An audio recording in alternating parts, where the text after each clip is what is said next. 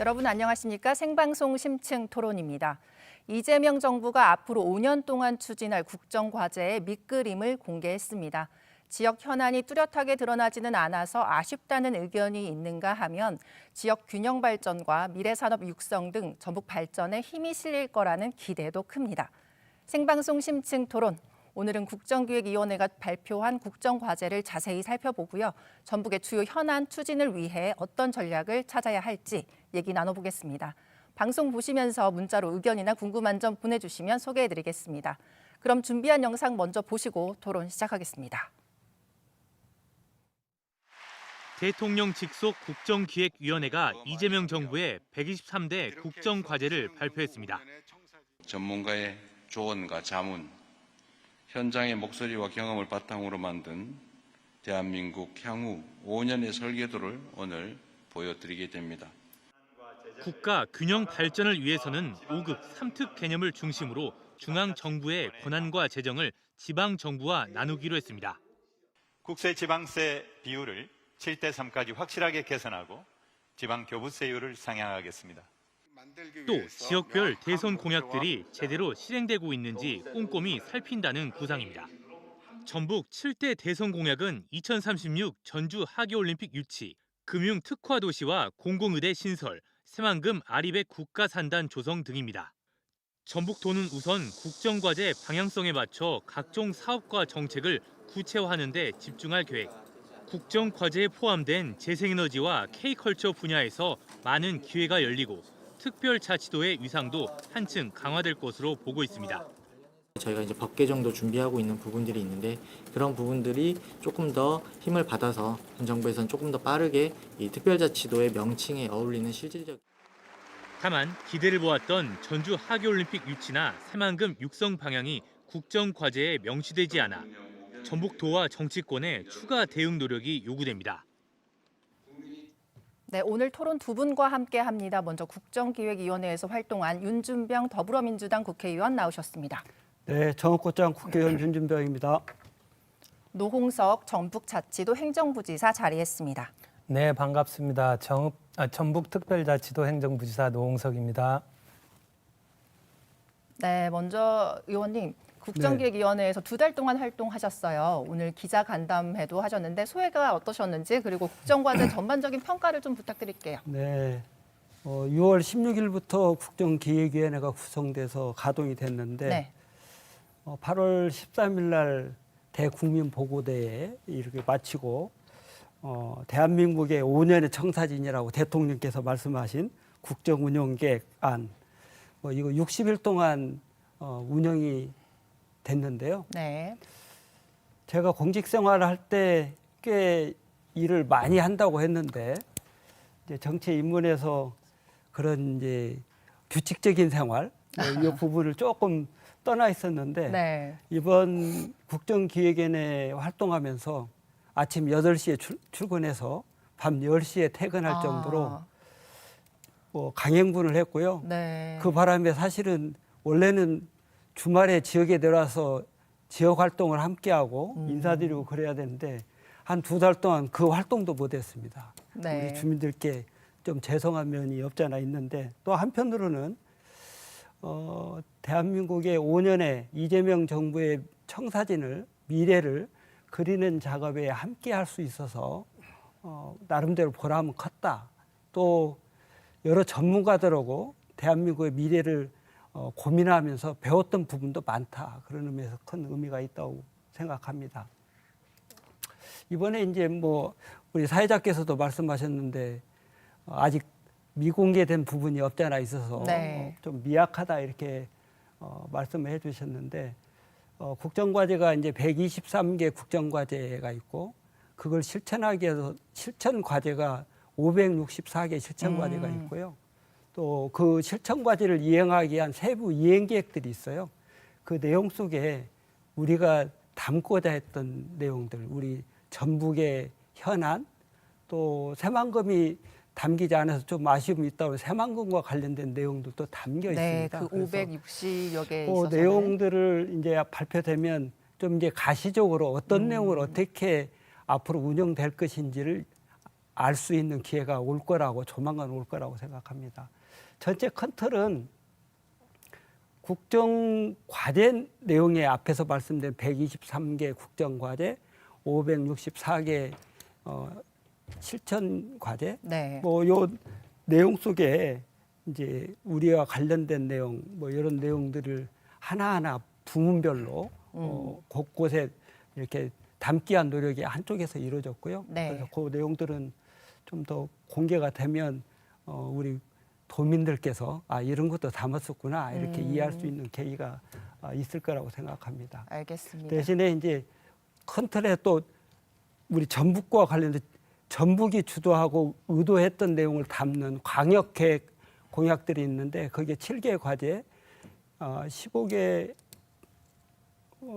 이행계획인가요? 이행 네. 과제로 이렇게 실천 과제로 들어있어서 그 내용하고 그 다음에 각 시군별로 이루어졌던 우리 동네 공약 네. 이 내용은 우리 지방시대위원회에서 별도로 관리하면서 정부가 좀 관심을 가지고 잘 진행될 수 있는 틀을 만들겠다. 그리고 네. 지원하겠다. 이렇게 큰 틀이 잡혀 있어서 국정과제 속에 우리가 담고자 했던 내용도 들어있고 네. 또 한편으로는 광역과제 또 우리 동네 공약을 통해서 또 이재명 정부가 5년 동안 해야 될 내용들이 들어있어서 알겠습니다. 그런 내용을 잘 챙겨가면 네. 우리가 기대하는 효과를 거둘 수 있지 않을까 이렇게 생각하고 최소한도 뭐라고 표현해야 될까요? 잘 됐다고 그러면 다른 데서 시기하니까 네. 다른 지역에 뒤처지지 않게 뒤처지지 그리고 않게 담았다. 우리 전북이 그동안 소외됐던 내용을 보완할 수 있는 수준의 내용은 담겼다 이렇게 평가하고 알겠습니다. 좀 싶습니다. 차차 지켜보도록 네네. 할게요. 새 정부 출범하면 국정과제에 네. 우리랑 관련된 내용이 들어가느냐 마느냐 네. 지자체 입장에서 가장 관심사잖아요. 그렇습니다. 의원님 말씀은 이제 국정과제 123개는 들어가지 않았더라도 네. 세부 실천과제에는 충분히 반영이 돼 있을 것이다 이렇게 말씀하시는데 전북자치도 입장은 어떠신가요? 예, 윤준병 의원님께서 이렇게 긍정적으로 말씀을 해주시니까요, 좀 안심이 됩니다. 사실은 이제 123개 국정 과제는 그 미래의 청사진을 그 밝히는 거기 때문에요. 네. 구체적인 그 사업을 이렇게 담을 수는 없습니다. 그렇기 때문에 그 실천 과제나 아니면 세부 이행 계획, 그다음 지역 공약, 그리고 또 시군으로 내려가는 우리 동네 공약 이런 것들을 이제 전체적으로 다 분석을 해봐야 우리 이제 도정의 현안이나 시군의 현안들이 이제 어느 정도 들어가 있는지 이제 우리가 알 수 있는데요. 아마 이게 지금 미공개 상태이기 때문에 좀 아쉬움은 남아 있습니다. 네. 그리고 이제 그렇지만 그 의원님께서 지금 말씀 주신 것처럼 우리가 이제 자체적으로 사실은 분석은 해봤거든요. 저희도 이제 의원님하고 소통하고 또 이제 다른 위원님들하고도 계속 소통을 하고 뭐가 담겼고 어떤 내용으로 담겼고 하는 정도는 좀 어느 정도는 분석을 하고 있고요. 그 자체적으로 우리가 분석을 해본 결과 123개 국정 과제 중에 그 22개 국정 과제가 저희 현안하고 관계가 돼 있고요. 네. 그 중에 또 이제 사업으로는 73개 한 세부 사업을 연관시킬 수가 있고 그 예산으로 하면 약 56조 가까이 지금 담겨 있는 걸로 담을 수 있는 걸로 지금 파악은 하고 있습니다. 네, 알겠습니다. 국정기획위원회 이제 2달 동안의 활동 결과를 봤을 때 좀 이재명 정부의 키워드 좀 예감을 하셨을 것 같은데 뭐 어떤 걸로 정리할 수 있을까요? 뭐 균형 발전이라든지 신산업 육성이라든지 여러 가지가 나오고 있는데요. 뭐 이재명 정부 출범하기 전에 이제 대통령 후보 시절에 네. 공약을 만드는 과정도 함께 제가 했습니다. 정책본부의 수석 부본부장을 하면서 이 안들을 만들었는데 이재명 정부의 핵심 키워드라고 하면 일차적으로는 이제 내란 종식하고 민주주의 질서를 제대로 안착시키는 것, 네. 그 다음에 민생 경제, 또 우리 성장 동력 제대로 회복해서 잠재 성장률까지 확보하는 내용들, 뭐 이런 내용들이 이제 기본적으로 가지고 있는 내용인데 이걸 구현하기 위해서 이제 내란 종식과 관련된 내용은 또 다른 파트에서 하고 우리 지역과 직접적으로 연관돼서 경제와 관련된 영역, 지역 발전과 관련된 영역은 이제 혁신 기술을 통해서 신성장 동력을 네. 제대로 만들어낸다. 그리고 그동안의 불균형 성장을 통해서 우리나라가 발전해 왔는데 그 내용의 한계가 이르러서 이제는 성장 동력을 만들려면 균형 성장이 이루어져야 된다. 그래서 균형 성장, 특히 5국 3특과 관련된 성장 전략을 통해서 네. 우리나라가 다시 잠재 성장률을 키워나간다. 그리고 계층별로 불균형이 완화될 수 있도록 모두가 성장해서 행복을 느낄 수 있도록 틀을 만들겠다. 이게 국정과제를 만들고자 했던 기본 키워드들입니다. 이런 내용들을 분야별로 이렇게 잘 넣어서 뭐 민생 회복이라든지 또 미래 도약, 또 균형 성장 이런 내용들이 균형 있게 반영되고 배치될 수 있도록 네. 큰 틀을 잘 저희들이 구축했다 이렇게 말씀드립니다. 알겠습니다. 이 여러 분야 가운데 그 신산업 육성 같은 경우에는 전북도 굉장히 관심이 높은 분야입니다. AI 3대 강국, 뭐 재생에너지, 그리고 방산, 모빌리티 이런 얘기들이 나오는데 전북이 좀 어떤 부분에 적용을 할 수 있을지 좀 구체적으로 설명을 들어보자면요. 네, 우리 부지사께서도 말씀하신 것처럼 국정과제 123개 과제라는 게 방향성을 제시하고 세부적으로 지역에 어떤 사업을 이렇게 지정은 안 했습니다만 네. 혁신 기술을 진작시키고 그 혁신 기술이 지역별로 안분돼서 산업별로 성장이 가능하도록 틀을 잡고 그 틀이 제대로 지역에서 성장할 수 있도록 산업단지에 대한 배분을 제대로 하고 거기에 입지할 수 있는 업체나 기업이나 이런 거를 안분할 수 있는 기본 틀을 이번 국정과제 속에서 담아놨기 때문에 지금 말씀하신 뭐 인공지능과 관련된 내용이나 네. 반도체와 관련된 내용이나 재생에너지와 관련된 그런 사업들이나 또는 K컬처와 관련된 이런 일련의 내용들이 네. 우리 전북에서도 꽃피우고 성장할 수 있도록 또 적정하게 배분돼서 우리 특화 사업으로 성장할 수 있도록 이렇게 전체적인 공간이나 구조나 틀은 이렇게 자리매김이 돼 있다 이렇게 저는 판단합니다. 알겠습니다. 부지사님, 예. AI라고 하면 이제 전북에서 논의되고 있는 피지컬 AI, 예. 또 재생에너지라고 하면 가급적이면 새만금의 뭐 아리백 산단 예. 이런 쪽으로 이제 전북은 유도를 계속 할 것 같은데요. 네, 그렇습니다. 가능성이라든지 경쟁력 어떻게 보시는지요? 예, 우선 국정과제 22번으로 초격차 AI 선도 기술 확보가 명문화돼 있고요. 네. 그다음에 국정과제 39번으로 재생에너지 중심 에너지 대전환이 이렇게 약속되어 있습니다. 그래서 이제 우리가 피지컬 AI 분야나 알리백 산단 조성에 이제 큰 탄력을 받을 것으로 지금 기대를 하고 있습니다. 먼저 이제 피지컬 AI에 대해서 말씀드리면 사실은 이제 되게 어려운 용어인데요. 그 피지컬이라면 기계, 몸을 말하는 거고요. AI는 뭐 머리, 인공지능이죠. 생각이거든요. 네. 그래서 기계가 사람처럼 그 행동하는 AI를 구현하는 것입니다. 그게 이제 피지컬 AI로 아마 그 생각하시면 되고요. 정부는 지금 미국하고 중국이 앞서 있는데 우리나라까지 해서 피지컬 AI를 지금 뭐 3대 강국으로 네. 지금 그 육성하려고 지금 계획을 짜고 있고요. 그래서 지금 속도를 내기 위해서 우리 지역에 내년부터 2030년까지 5개년간 총 1조 원을 그 투자할 계획입니다. 그리고 여기에는 현대차라든지 네이버라든지 SKT 그리고 LG, CNS 등 뭐 글로벌 기업들이 지금 다수 참여하고요. 그리고 이 사업은 AI 기반 연구 인프라를 구축하고 그리고 또 인력을 양성하고 핵심 기술을 개발하고 하는 R&D뿐만 아니라 또 상용화까지를 포함하고 있습니다. 네. 그래서 이제 지역 산업하고 그다음 일자리의 그 생태계를 변화시킬 정말 메가 프로젝트라고 이렇게 봐도 됩니다. 그리고 이제 그 500억 이상 그 사업에 대해서는 잘 아시다시피 에타를 통과해야 됩니다. 네. 그렇지만 이제 정부에서 속도를 내기 위해서요. 어제 국무회의에서 사실은 이제 에타 면제 사업으로 이 피지컬 AI를 지금 오늘 다 보도가 의결을 되더라고요. 했고요. 예. 네. 그래서 이제 아마 가속도가 붙을 예정이고 또 당장 내년에 지금 기재부에서도 1,000억 원대 지금 예산을 이곳에 전북에 지금 투입할 것으로 좀 기대하고 있습니다. 그리고 또 이와 별도로 과기부에서도 사업의 속도를 지금 높이기 위해서요. 지난 추경에 219억 원 네. 이걸 지금 그 예산을 피지컬 AI 분야에 지금 세워서요. 지금 공모 형태로 진행은 되고 있지만 아마 우리 지역이 지금 가장 유력하게 지금 진행이 되고 있고요. 지금 아마 금주 말이나 다음 주 정도에 이 사업지를 아마 선정할 계획입니다.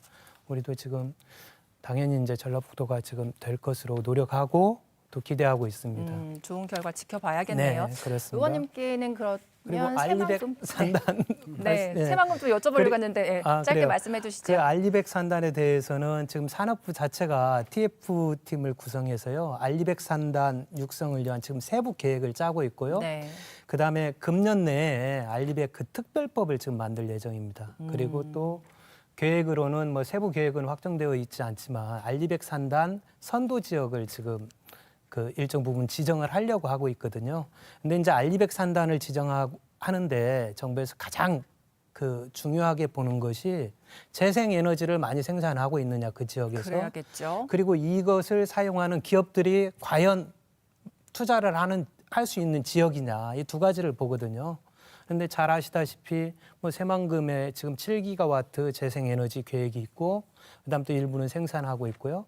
또 지금 대한민국에서 산업단지가 지금 유휴부지 형태로 남아있는 곳이 새만금이고 글로벌 기업들이 또 찾아오는 곳이 지금 새만금이거든요. 네. 그래서 이런 강점들을 잘 부각시켜서 알리백 산단으로 저희가 지정을 받을 수 있도록 지금 알겠습니다. 노력을 하고 있습니다. 네. 의원님, 알리백 산단이라는 건 재생 에너지 100%로 이제 생산을 한다는 그런 이제 공장들이 제조업체들이 이제 모여 있는 산단을 말하는 건데 이재명 정부에서 굉장히 의지가 강한 것 같더라고요. 네, 그렇습니다. 우리 새만금 사업 뭐 제대로 언급이 안 돼서 우리 국정과제에 빠져 있는 거 아니냐 뭐 이렇게 느끼실 텐데 이제 국정과제에 보면 뭐 그 지역적인 특성을 국정과제 제목에다 넣으면 또 그걸 넣어야 될 내용들이 다 요구하기 때문에 그거를 직접적인 표현을 좀 줄이면서 이렇게 네. 해왔다는 말씀을 드리고요. 대신에 우리 전북과 관련해서는 5국 3특의 3특 하나로서의 전북 그리고 새만금도 균형 성장의 거점으로서의 역할을 할 수 있는 공간으로서 검토가 됐었다 이렇게 말씀을 드리고 그 내용이 우리 2차 공공기관 이전 등 균형 성장 거점 육성 이 테마 속에 새만금과 관련된 내용들이 담겨 있습니다. 지금 이제 특성상으로 보면 우리 새만금과 관련된 내용은 역대 뭐 30년 동안 진행된 내용이어서 그 관련된 내용들을 이번 정부에서는 좀 완료시키고 가치적인 성과를 좀 매듭짓는 그런 역할을 할 수 있는 그런 5년이 됐으면 좋겠다. 네, 그래서 후보 시절에도 속도를 좀 강조를 했어요. 조속한 완공이 이루어질 수 있도록 최소한 지금 현재 공기상으로 잡혀 있는 그 내용은 당연히 그 공기 내에 완료가 될 수 있도록 네. 정부가 책임지고 운영한다. 이런 내용으로 국정과제에서 삼기 위한 노력을 했다. 이렇게 말씀드리고 그렇게 진행될 것으로 기대를 합니다.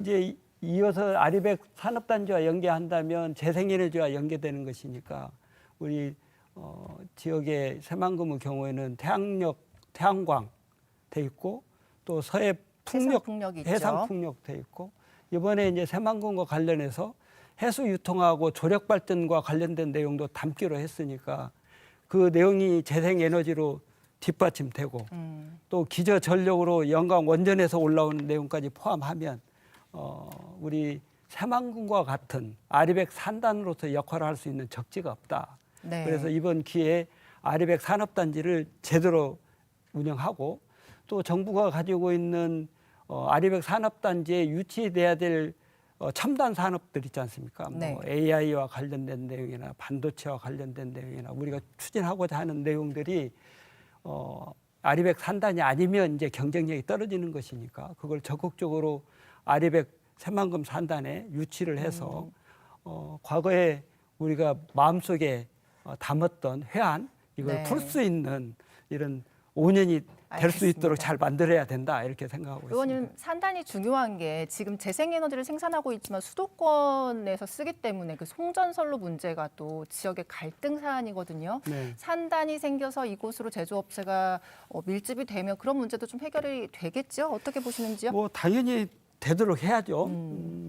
이번 이제 그렇지 않아도 이제 재생에너지 정책 또 에너지 전환과 관련된 또 에너지 고속도로와 관련된 네. 국정 과제들이 있어서 그 내용과 연계해서 이제 호남의 재생에너지와 관련된 수급 문제, 개통 문제를 어떻게 처리할 것이냐 이게 이제 하는 내내 고민이었고 해법을 담는 것도 고민이었습니다. 그래서 일차적으로 저희들이 하는 과정 속에 우리 송전선로와 관련된 투쟁 비대위 이 분들하고 간담회도 하고 또 정책적으로는 에너지와 관련돼서 가장 중요하게 요구하고 있는 지산지소의 원칙. 네. 여기서 생산된 에너지는 가급적이면 생산된 곳에서 소비가 가능하도록 하고 그걸 소비할 수 있으려면 지금 말씀 주신 것처럼 아리백 산업단지에서 제대로 쓸 수 있도록 하고 그 아리백 산업단지에 이걸 제대로 소비할 수 있는 첨단 산업이 제대로 와서 소비가 이루어지면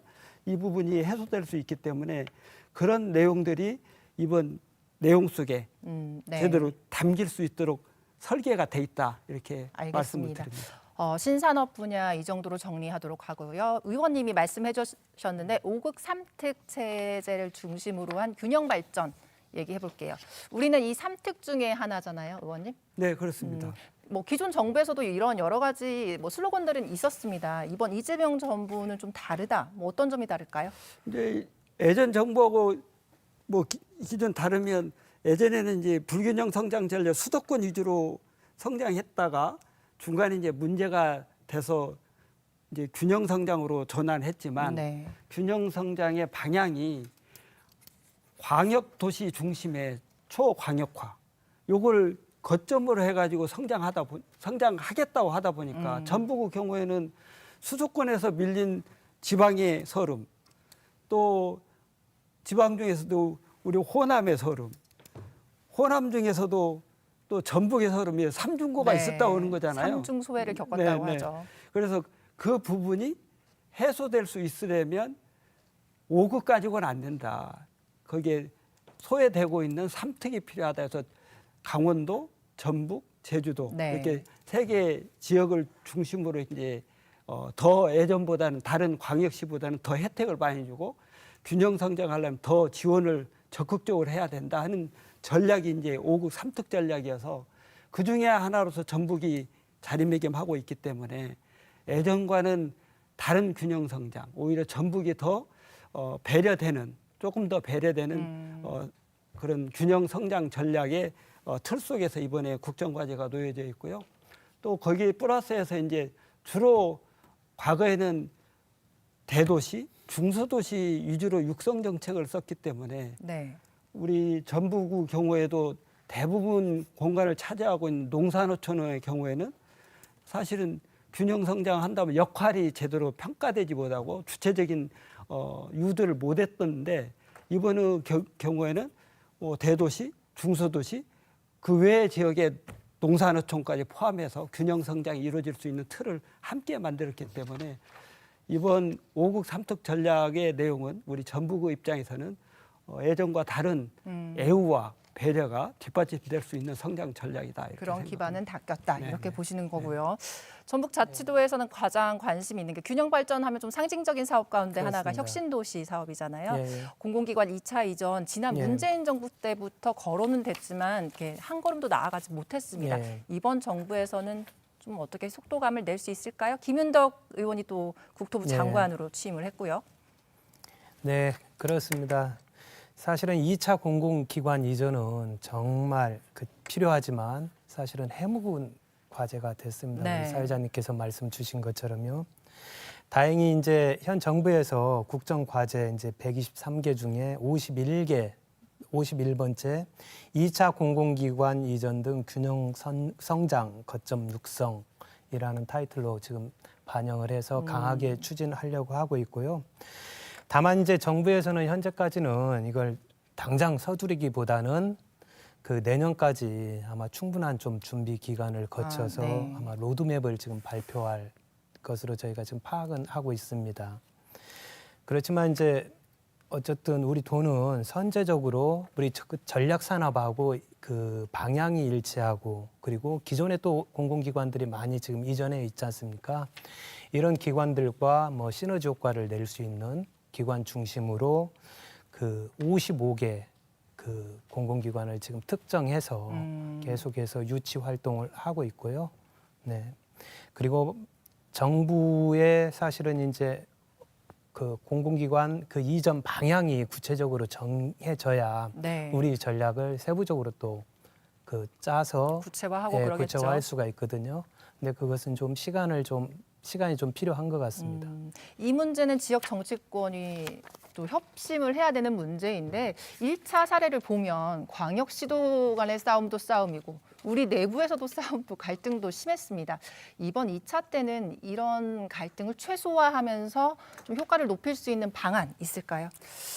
뭐 사실 2차 공공기관 이전 문제는 뭐 전 정부에서도 하겠다고 해놓고 맞아요. 사실상 네. 희망 고문만 시켰던 내용이어서 이번 국정과제를 설정하는 과정 속에서 여기에 대한 논란이 꽤 있었어요. 하려면 제대로 해야 되고 안 하려면 아예 꺼내지도 말자. 근데 일단 들어갔어요. 일단 그 고민 속에 해야 된다. 균형 성장을 하려면 공공기관 이전 없이 균형 성장이라는 내용은 공허의 메아리를 울리는 격이다. 이렇게 해서 일단 넣었기 때문에 이전 정부에는 가시적인 성과를 낼 거라고 기대를 합니다. 네. 다만 이제 우리가 이제 이 내용이 가시화된다고 그러면 균형 성장 입장에서는 전북에서 의미 있는 기관들을 우리 지역에 유치해 와야 그래야죠. 그 성과를 제대로 따와야 효과가 있는 거지 않겠어요? 네. 그 내용을 잘 준비를 해야 될 것 같고요. 그런 측면에서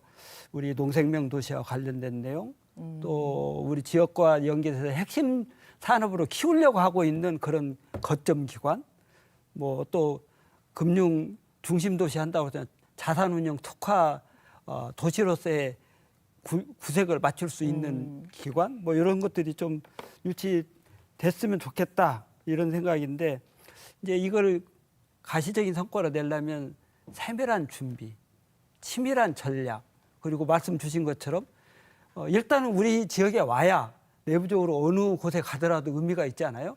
오지도 않았는데 미리부터 다퉈가지고 아예 동력을 상실하면 안 되니까 일단 가져오는데 전력을 기울이고 그 다음에 배분하는 건 뒤에 해도 늦지 가장 않기 때문에 경계해야 할 부분이네요. 네, 그래서 네. 우리 정치권도 일치 단결해서 그런 내용에 힘이 되도록 최선을 다하도록 이렇게 노력하겠다는 다짐 말씀을 드립니다. 알겠습니다. 또 한 가지 전북의 해묵은 과제가 바로 공공의대입니다.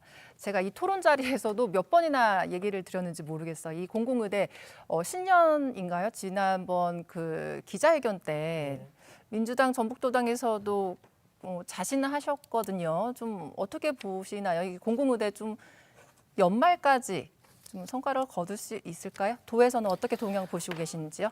그 아마 많은 노력이 좀 필요할 것 같습니다. 사실은 이제 지역 의료 공백 해소를 위해서 가장 현실적이고 시급한 그 해법이 바로 이제 우리 공공의대 설립이라고 생각하고 있지 않습니까? 그리고 이제 정부에서도 사실은 이번에 그 국정 과제로 네. 또 이걸 뭐 지역 격차 해소, 필수 의료 확충, 공공 의료 강화라고 이렇게 구체적으로 해서 이렇게 좀 국정 과제로 제시를 했고요.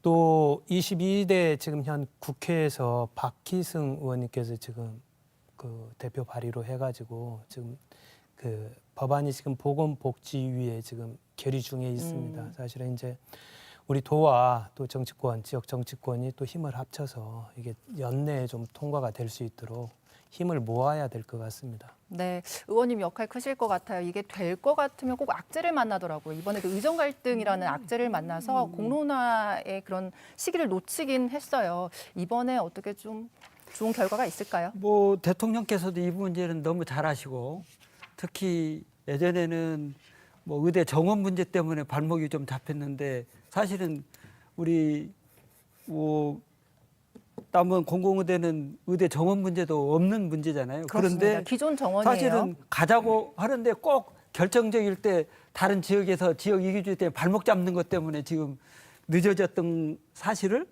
대통령께서도 잘 알고 계신다. 네. 그리고 당신이 계실 때 약속도 했어요. 하시겠다고. 그래서 이 부분은 일단 대통령께서 잘 알고 계셔서 그 부분에 대한 진도 관리를 잘 하실 수 있을 것이다. 이렇게 기대를 하고요.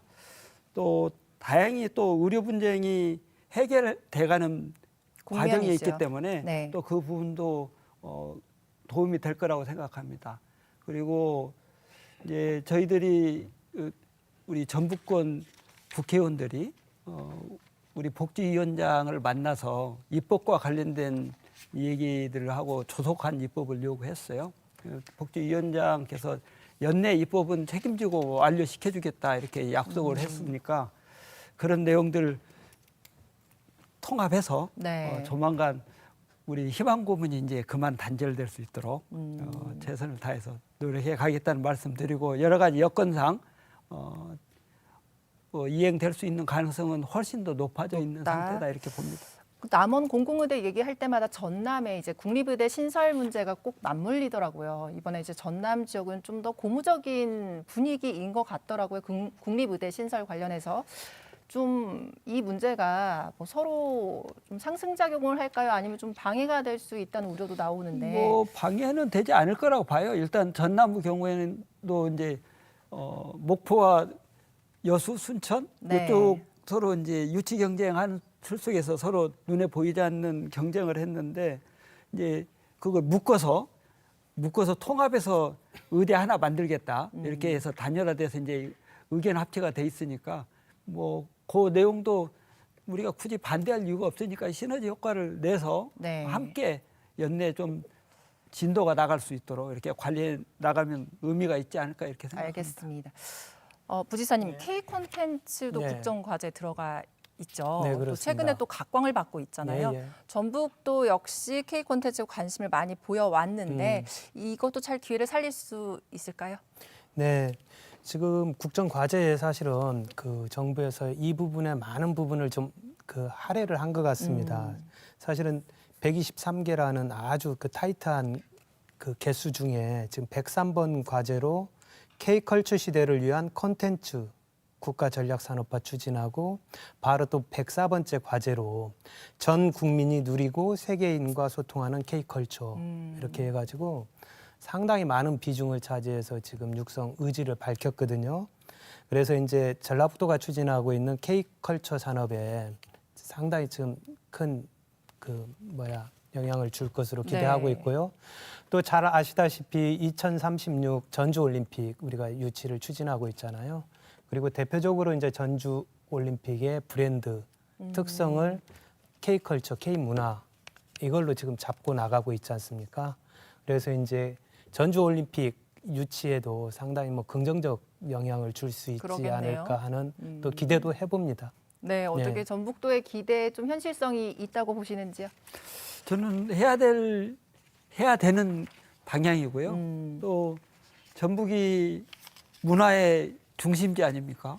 뭐 판소리도 그렇고 영화도 그렇고 뭐 여러 가지 우리 자원이 네. 문화적인 내용으로 K컬처로 성장시킬 수 있는 중요한 거점이기 때문에 그 부분들을 잘 살려야 된다. 특히 정부가 국제적으로 이제 K컬처가 잘 성장하고 있기 때문에 K컬처를 통해서 300조 원 부가가치를 창출하겠다 이렇게 목표를 가지고 추진하는 만큼 전북이 그중에 문화자산으로서 명주 도시인 만큼 네. 그 역할을 잘해서 그중에 많은 부분이 우리 도민들에게 올 수 있도록 이렇게 챙겨가야 될 것 같고요.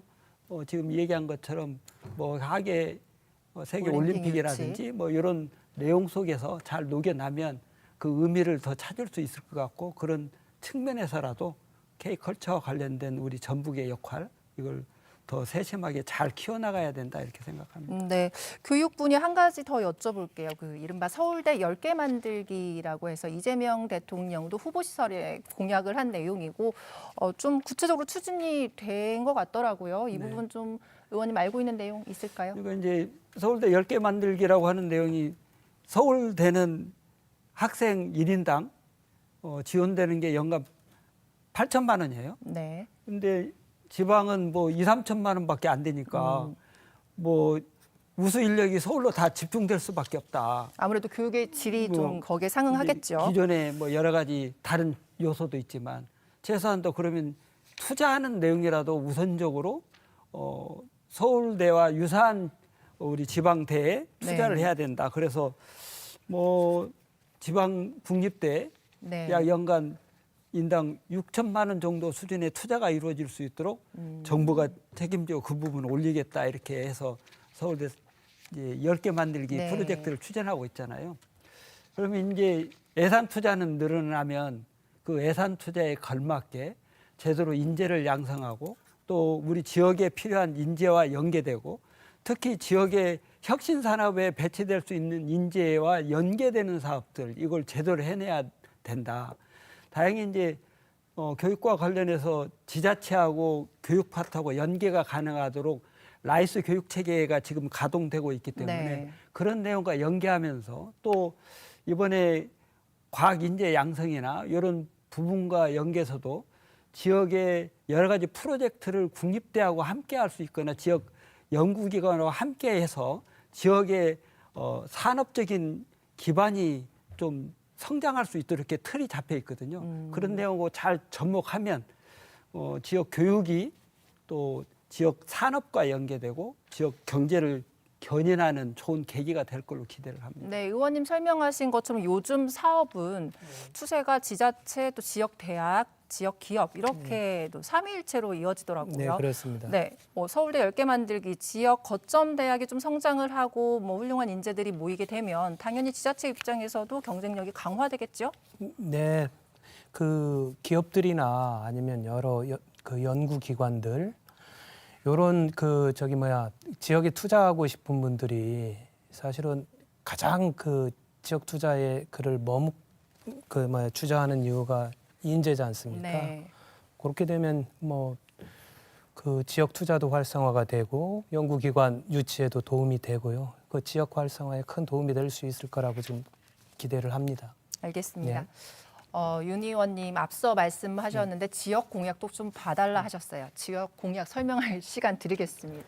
어떤 공약을 좀 눈여겨보고 계신지요? 지금 말씀 주신 것처럼 우리 지역에서는 AI 키우겠다고 얘기한 것도 지금 성장할 수 있도록 되어 있고 또 과학과 관련된 내용도 그렇고 또 SK 지금 연구소 그 내용도 사실상 이제 과거의 제약 요소가 이제 해소돼서 추진이 되는 것 같고요. 또 우리 지역에 우리 새만금과 관련해서 여러 가지 내부 개발을 하고 있는데 네. 내부 개발과 관련해서 가장 중요한 게 이제 농업 용수 가져오는 내용이잖아요. 그 내용도 적기에 이렇게 진행될 수 있도록 들어 있고 또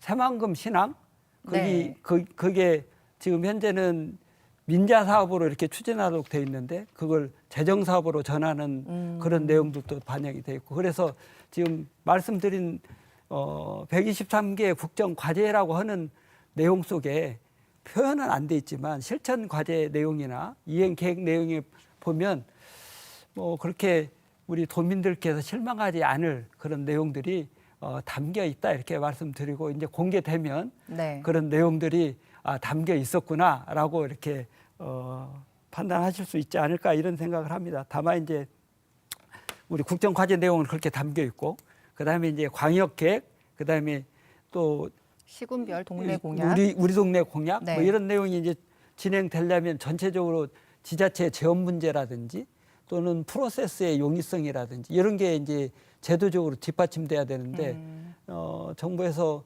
국세와 지방세 7대3으로 조정하겠다는 내용도 있고. 네, 저희가 한번 화면으로 정리를 해봤는데 저런 내용인 네, 네, 거지요. 네, 시도별 공약, 또 우리 동네 공약 저런 과정을 거쳐서 이제 구체적인 지원 추진 방안이 방안이 마련될 거고요. 그다음 이걸 뒷받침하려면 재원도 늘어야 되는데 그것도 이번에 정리가 됐고 그다음에 균형발전 특별계도 도가 좀 자율성을 가지고 사업을 추진할 수 있도록 틀도 잡혔고 네. 에타 문제도 걸림돌이었는데 500억에서 1000억 이상 늘려놨고 그다음에 연구 R&D라든지 지역 SOC와 관련된 에타도 전향적으로 검토될 수 있는 틀도 만들고 이렇게 해서 지금 우리가 하고 있는 여러 가지 지역 사업들, 광역 계획에 들어있거나 우리 동네 공약에 들어있는 내용도 적극적으로 추진될 수 있는 기반이 이번 국정 과제 속에서는 제도적으로 마련돼 있다 이렇게 말씀을 드립니다. 알겠습니다. 부지사님 앞서 얘기하긴 했지만 그 하계올림픽 유치 문제 예. 전북도 입장에서는 그렇게 뭐 조기 대선 거치면서 좀 뭐 얘기할 시기를 놓치기도 했고 그런 부분도 있었습니다. 새 정부 출범 이후에 예. 어떤 변화라든지 좀 정부의 의지를 볼 수 있는 부분이라든지 이런 부분이 좀 있을까요? 예, 아마 이제 전주올림픽이 사실은 그 국정 과제에 명확히 이렇게 다 담겨서 지원 의지를 밝혀주면 가장 좋았겠지만 모범 답안이었을 텐데요. 그렇지 않아도 지금 국정 과제 뭐 106번에 모두가 즐기는 스포츠 내에 아마 세부 이행 과제나 아니면 사실은 아까 윤준병 의원님께서 말씀 주셨지만 지역 공약 아마 제1번 과제가 2036 전주 하계올림픽 네. 뭐 전폭 지원이라든지 아니면 또 이를 위한 K컬처 메카 육성이라든지 이 지원을 위한 정부 의지는 많이 지금 그 정부가 의지를 가지고 하고 있고 또 이제 구체적인 계획을 밝힐 거라고 지금 기대를 하고 있습니다. 그리고 또 우리가 지금 요구하고 있는 유치위원회 구성하고 네. 그다음 특별법 제정 이게 이제 속도를 낼 필요가 있는데요. 지금 현재 관련해서 그 문체부에서 행정 절차가 지금 진행 중에 있습니다. 그래서 사전 타당성 조사 용역을 필히 마쳐야 되거든요. 네, 절차상. 네. 그걸 이제 금년 중에 마치고 나면 아마 이제 유치위원회 구성이나 특별법 제정도 자연스럽게 이제 뒤따라올 것으로 기대가 되고요. 또 그렇게 될 수 있도록 우리 이제 도와 또 지역 정치권이 또 힘을 합쳐서 또 노력해 나가야 될 부분이라고 생각합니다. 알겠습니다. 의원님 그런데 올림픽 유치에 대해서 예전만큼 그렇게 열망적인 분위기는 아닌 것 같아요. 새 정부 분위기는 어떤지 좀 궁금한데요. 뭐 얼마든지 경제적으로 치를 수 있다 뭐 이런 쪽의 의지가 강한 건지 좀. 당연히 뭐 우리가 유치해서 국위를 선양하는 노력은 해야죠.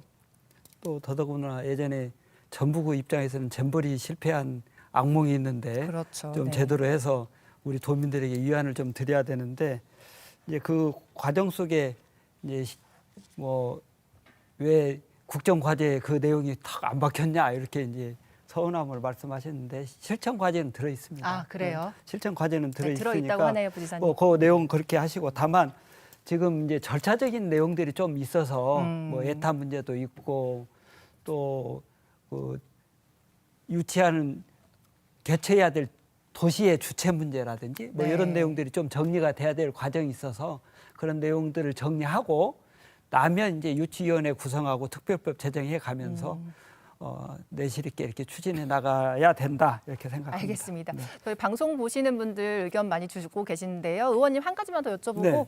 시청자 의견 넘어갈게요. 네. 예산 국면이잖아요. 지금 네, 좀 네. 전북 관련 예산에 대한 관심사 언론에서도 많은데 네. 어떻게 좀 돌아가고 있는지 짧게 말씀해 주시죠. 아니 애결위원장이 전북 출신 한병도 위원장이잖아요. 네. 뭐 더 말할 필요가 없지 않겠습니까? 알겠습니다. 그렇게 짧게 얘기 듣는 걸로 할게요. 네, 방송 보시는 시청자 여러분 의견 한번 읽어드리도록 하겠습니다. 정부가 이번엔 확실히 전북을 챙기도록 요구할 때입니다. 정권이 수차례 바뀌는 동안 전북 발전이 소홀했다고 생각합니다. 의견 주셨습니다. 이재명 정부가 추진하는 속도감 있는 에너지 전환과 아리백 산업단지 조성을 위해 아리백 산단과 연계한 국가전략산업의 최적지를 재선정해야 합니다. 의견 주셨고요.